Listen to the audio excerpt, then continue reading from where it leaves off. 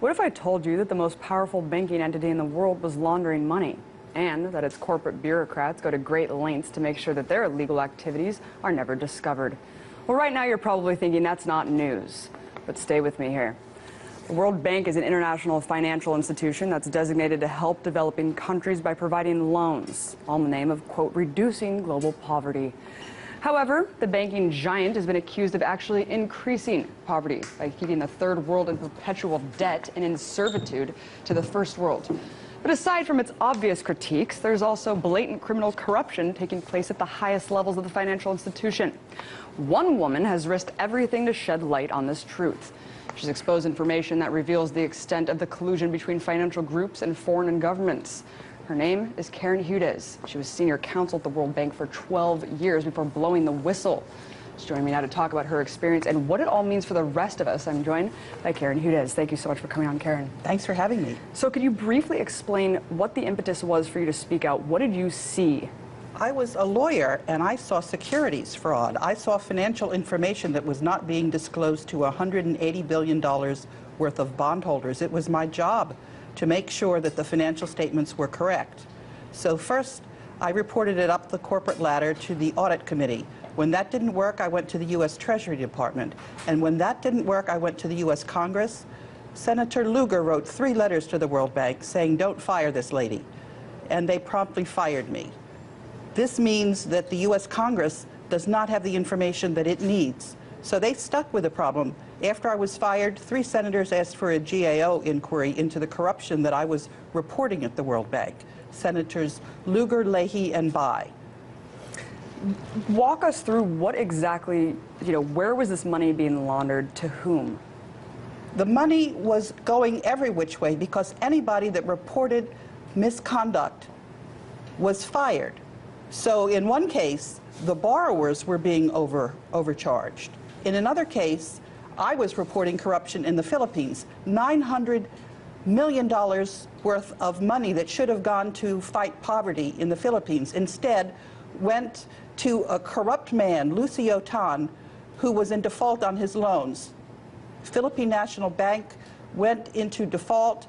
There was a run on the bank. Philippine National, the investment company tried to bail out the bank for $500 million.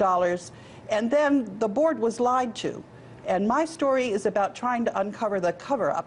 The cover-up went all the way to Congress, and then it went to 188 ministers of finance. So this is corruption in the entire world. And until it's set straight, what we're going to have is we're going to have a currency war.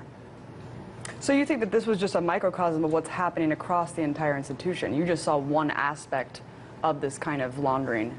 It wasn't just me. There's a group of World Bank whistleblowers. There's one of us from the United Kingdom. There's one of us from Mexico. There's one of us from India. There's one of us from Ethiopia.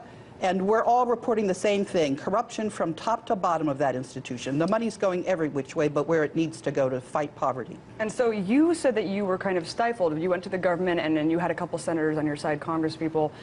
What of the corporate press? You said that you continuously tried to go to them with the story to cover it, and you were shunned as well. Absolutely, and the reason why I found out, it's because the corporate press is owned by one mega conglomerate. All of the financial institutions in the world, just about, are part of this scheme to rip off everybody, every single citizen on this planet. That's what I'm talking about. And it's not just my idea. There was a very accurate report on this from the Federal Institute of Technology in Zurich, Switzerland. 3 mathematicians looked at accurate corporate data on 43,000 transnational companies, and they reported that through very clever interlocking corporate directors, these groups managed to grab 10 times the power than they otherwise had in their finances. So they own 40% of the assets of all of the companies traded on the capital markets of the world, and they own 60% of the earnings for every year. This means that the central banks for the world are issuing paper money with absolutely no accountability to the people who are using this money. And pretty soon, in a matter of weeks probably, the whole system is going to come to a screeching halt with something called gold backwardation. Well, let's back up a little bit because, I mean, basically there's no oversight over these institutions. Aside from laundering money, plainly, they're also laundering money offshore, hidden in these bank accounts, offshore bank accounts. I want to talk about how much power the banking system really has over geopolitics. I mean, you just broke down that all of these people are kind of interlocking. Would you say that they control the government as well? Absolutely. What I have documented is state capture. I tried to have information go to the voters before the presidential elections because Robert Zellick was Mitt Romney's National Security Transition Planning Chief. CBS wouldn't report it. If the voters don't know who they're voting for, I asked CBS to have a question on international corruption. They figured the American public didn't need to know. So if the public doesn't know what's really going on, then you don't have a democracy, and that's what we're talking about. Can you name any names of who you think are the real power players here? Because I know that, you know, if a little bit of digging can really reveal who these people are that are kind of pulling the strings here. What you need to do is you need to look at the ownership of these corporations. They're the ones that we hear about all the time. Goldman Sachs, Yeah. You were talking about Bank of America. They are actually all one bank. That's what happened when we saw the LIBOR crisis. These institutions are one big conglomerate that think they control the world and they think they're above the law, and they're not.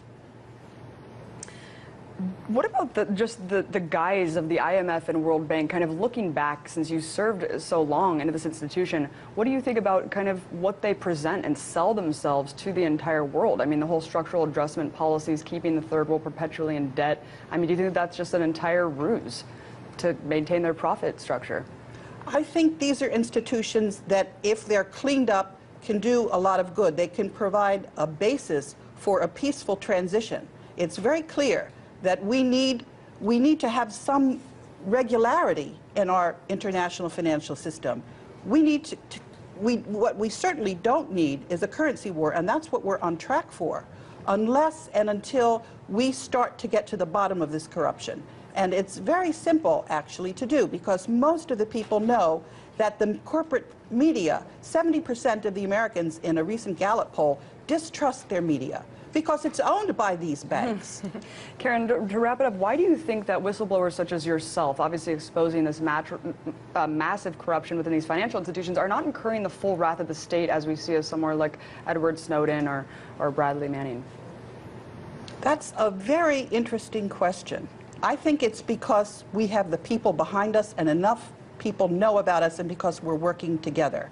But I have to say that I'm very curious as to why the media is now covering Eric Snowden. I'm worried that this is to get people riled up, when what they really need to know is that I have told all of the ministers of finance, I have told all of the governors, I have told all of the state attorneys general. I bought a bond and I had a lawsuit, and 188 ministers of finance settled my lawsuit. It's Eric Holder who's holding up the settlement of my case. Well, I won't deny that we have some criminals in the government. Karen, thank you so much for coming on. We'll definitely be following your case and covering it as it develops. Karen Hudes, former senior counsel at the World Bank. Appreciate it. Thanks for having me.